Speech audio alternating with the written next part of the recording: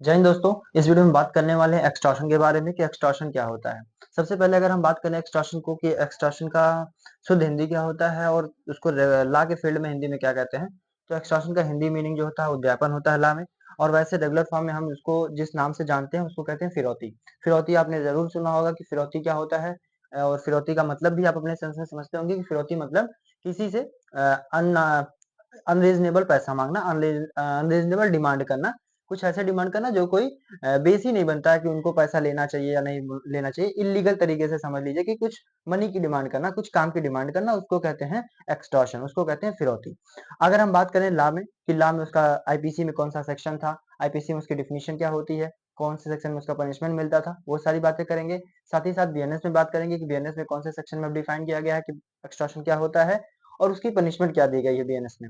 वो सारी बातें आपको इस वीडियो में बताने वाले हैं। सबसे पहले कि एक्सटॉर्शन का जो आईपीसी में सेक्शन था वो था आपका 383।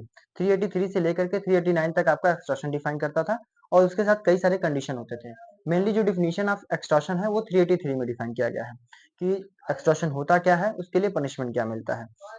और बात करें अगर हम आपके बीएनएस में उसी के साथ ही साथ, तो बीएनएस के सेक्शन 308 में डिफाइन किया गया कि एक्सटॉर्शन क्या होता है और उसके जो पनिशमेंट है वो भी 308 में ही डिफाइन किया दिया गया है। जैसे आईपीसी का क्या होता था कि आईपीसी में 383 में आपका आईपीसी का डिफाइन किया गया एक्सटॉर्शन, तो उसका पनिशमेंट दूसरे सेक्शन में है। बट जो हमारा बीएनएस आया नया उसमें एक ही सेक्शन में 308 में ही एक्सटॉर्शन का डिफिनीशन और एक्सटॉर्शन का पनिशमेंट दोनों डिफाइन कर दिया गया है। अगर हम बात करें उसमें कुछ इसेंशियल इंग्रेडिएंट के बारे में या उसका एक डिफिनीशन की बात करें, उसके बाद फिर आपको इसेंशियल इंग्रेडिएंट बताएंगे कि क्या क्या होता है। तो एक्सटॉर्शन का जो डिफिनीशन होगा, whoever intentionally puts any person in fear of any injury to that person or to another person and therefore dishonestly introduces the person so put in fear of delivery to any object, to any person and property or valuable security or anything signed or sealed which may be converted into a valuable security commits extortion। इसका मतलब ये हुआ कि जब कोई भी किसी दूसरे पर्सन को फियर में रखता है और उस फियर के बदले में, ऐसे फियर में रख करके उससे कोई ऐसा काम कराता है जैसे कि उससे कोई प्रॉपर्टी ट्रांसफर कराए, प्रॉपर्टी किसी को दिलवाए या अपने खुद ले, या फिर ऐसी कंडीशन में जैसे कि वो इंजरी, उसको भय रखता है उसको कि हम अगर आपने ये काम नहीं किया इस डर की वजह से उससे काम कराता है, अदरवाइज हम आपको कुछ हमला कर सकते हैं, कुछ आपका नुकसान कर सकते हैं, इंजरी कर सकते हैं। बात करें कौन कौन सी, कि जिसको वो ऐसा काम कराए जो कि वैल्यूएबल सिक्योरिटी में तब्दील हो सके, वैल्यूएबल सिक्योरिटी में वो बदल सके। मान लीजिए कि हम किसी से कहते हैं कि आप हमारा ये काम कर दीजिए अदरवाइज हम आपसे आपको ये नुकसान कर देंगे। जैसे एग्जाम्पल के रूप में बताएं अगर आपको हम, मान लीजिए ए बी से कहता है कि मुझे आप 10,000 रुपया दीजिए। ए काम करता है प्रिंटिंग प्रेस में। ए बी से कहता है कि आप मुझे 10,000 रुपया दीजिए, अगर आप मुझे 10,000 रुपया नहीं देते हैं तो हम आपके अगेंस्ट में, आपके खिलाफ डिफेमेटरी लेख लिखेंगे, एक हम मानहानि वाला, जिससे आपके जो एक आपका सोसाइटी में लोकेशन में आपका प्लेस बना हुआ है, आपकी जो इज्जत बनी हुई है उस इज्जत पे लांछन लग सकता है, उस इज्जत पे आपकी इफेक्ट पड़ सकता है, जिस वजह से आपको लोग हीन भावना से देखने लगेंगे। ऐसी कंडीशन में अगर वो ए जो बी को बार बार कह रहा है कि आप मुझे पैसा दीजिए अदरवाइज हम आपके खिलाफ एक लेख लिखेंगे, अगर बी उसको पैसा देता है वो 10,000 रुपया, ऐसी कंडीशन में कहा जाएगा कि ए ने एक्सटॉर्शन किया है, ए ने फिरौती लिया है। ये एग्जाम्पल आपको समझ में आ गया होगा।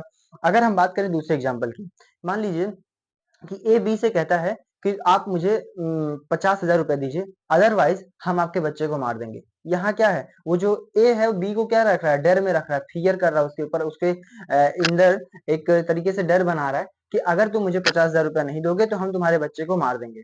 ऐसी कंडीशन में क्या हुआ कि वो जो बी है वो उससे डरता है, और अगर वो डर में 50,000 रुपया ए को दे देता है, इस वजह से कि उसके बच्चे को सेफ रखेगा, उसके बच्चे को जो रॉन्गफुल कन्फाइनमेंट में रखने की बात कर रहा था वहां पे वो सेफ रखेगा। ऐसी कंडीशन अगर आ रही है तो यहाँ माना जाएगा कि ए ने एक्सटॉर्शन किया है, ए ने फिरौती लिया है। ये दो आपको एग्जाम्पल हो गया। अगर हम बात करें इसको हिंदी में डिफिनीशन के बारे में कि आपका हिंदी में इसका डिफिनीशन क्या दिया गया है, तो हिंदी में डिफिनीशन आपको बताया गया है,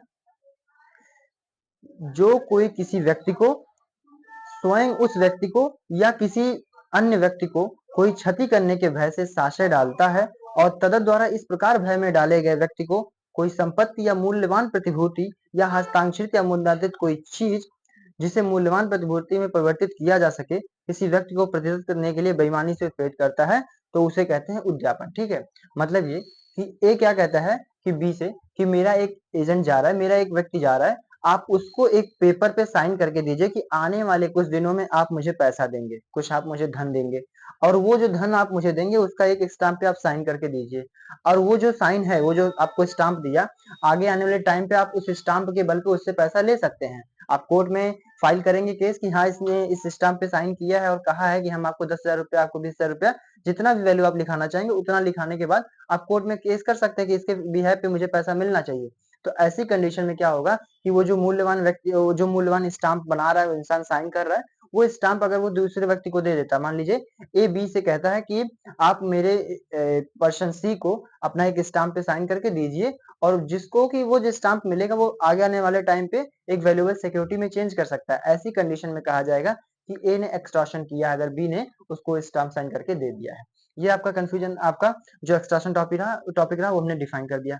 अगर अब हम बात करें कि पनिशमेंट क्या होता है एक्सटॉर्शन के कंडीशन में, कि एक्सटॉर्शन में आईपीसी का जो सेक्शन होता था उसमें क्या पनिशमेंट मिलता था और बीएनएस में क्या पनिशमेंट मिलता है। जैसे आईपीसी में जो सेक्शन होता था उसमें पनिशमेंट क्या होता था कि उसका सेक्शन डिफाइन किया गया था 384 में, 383 में डेफिनेशन ऑफ एक्सटॉर्शन था और 384 में उसका पनिशमेंट था। जो पनिशमेंट या पनिशमेंट के रूप में डिफाइन करता था क्या, कि विच में एक्सटेंड टू 3 इयर्स, मतलब आईपीसी के तहत जब पनिशमेंट दिया जाता था तो 3 साल तक की सजा हो सकती थी, या तो फिर फाइन हो सकता था, या फिर दोनों हो सकता था। ये आईपीसी के कंडीशन में था। लेकिन अभी जो बीएनएस आया, बीएनएस लॉ जब से लागू होगा, उसमें क्या है कि जो सजा है वो 7 साल तक की हो सकती है। अब ये सजा बढ़ गई है, पहले 3 साल थी, अभी वो 7 साल हो गई है। 7 साल तक की सजा हो सकती है, या फिर फाइन हो सकता है, या फिर दोनों हो सकता है। ये रहा आपका कंडीशन एक्सटॉर्शन में पनिशमेंट आईपीसी और बीएनएस में। अगर अब हम शॉर्ट में बात करें कि एक्सटॉर्शन को कुछ एसेंशियल इंग्रेडिएंट क्या होने चाहिए, कि जब हम किसी व्यक्ति को whoever, चाहे वो कोई भी व्यक्ति हो, whoever with intent, dishonest intention, put any person in fear, किसी इंसान को फियर में रखता है, किसी इंसान को डर में रखता है, टू दैट पर्सन और एनी अदर पर्सन, या तो उसी पर्सन को फियर में रखे या फिर किसी अलग पर्सन को रखे फियर में। मतलब जान लीजिए कि अगर मान लीजिए ए, मैं कहता हूँ, ए कहता है बी से, सॉरी ए मान लीजिए कहता है बी से कि तुम मुझे पैसा दो अदरवाइज हम तुमको मार देंगे। ये कहता है कि अगर तुम मुझे पैसा नहीं दो दोगे कल तक, मान लीजिए कहता है कि आप मुझे कल तक इतना रुपया दे दीजिए। ऐसी कंडीशन में अगर वो पैसा दे देता है तो वहां माना जाएगा कि एक्सटॉर्शन हुआ। तो वहां उस बी को ही डायरेक्ट उसने कहा ना कि बी को ही हम मार देंगे, मतलब ए ने बी से ही डायरेक्ट कॉल पे बात किया है, डायरेक्ट मैसेज पहुंचाया कि अगर आपने मुझे पैसा नहीं दिया तो मैं आपको मार दूंगा कल। तो यहाँ क्या हुआ कि वो ए ने बी को एक्सटॉर्ट किया, ए ने बी को फियर में रखा और बी ने उसको पैसा दिया, तो वहां बी जो हुआ वो एक्सटॉर्ट हुआ, उसको पैसा मिला, मतलब कि ए ने एक्सटॉर्शन कमिट किया। अब दूसरी कंडीशन ये हो गया, एक कंडीशन की टू दैट पर्सन, मतलब उसी पर्सन को अगर फियर में रखता है। दूसरा कंडीशन, अगर किसी और पर्सन को रखता है, मान लीजिए ए कहता है बी से कि तुम मुझे 20,000 रुपया दो अदरवाइज हम तुम्हारे बच्चे सी को मार देंगे, या तुम्हारे बच्चे सी को हम इंजरी पहुंचाएंगे। ऐसी कंडीशन में बी जो हुआ वो तो उसने ए ने बी से कहा, बट सी जो हुआ वो दैट पर्सन अलग पर्सन हुआ, कोई एनी अदर पर्सन हुआ। ऐसी कंडीशन में अगर बी उसको पैसा देता है और ए पैसा उस पैसे को जब रिसीव करता है तो माना जाएगा कि ए ने एक्सटॉर्शन किया है और उसको एक्सटॉर्शन का पनिशमेंट मिलना चाहिए। ये कंडीशन रहा।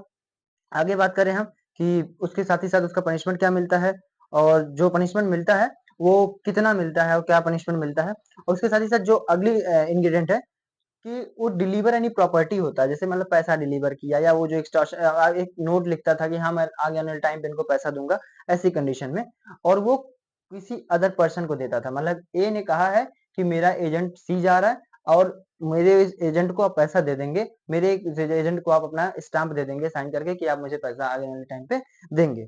ये रहा आपका एक्सटॉर्शन टॉपिक। आगे कोई और कंफ्यूजन अगर आपको इस टॉपिक में रह गया हो, कुछ और पूछना हो, और ऐसा लग रहा हो कि कुछ और सुधार होना चाहिए, तो आप जरूर सजेस्ट करिएगा। और जैसा भी होगा आगे आने वाले वीडियोज में और भी सुधार करके और भी अच्छे तरीके से आपको आईपीसी बीएनएस और लॉ के कई सारे टॉपिक्स आपको डिफाइन करते रहेंगे। Thank you. जय हिंद।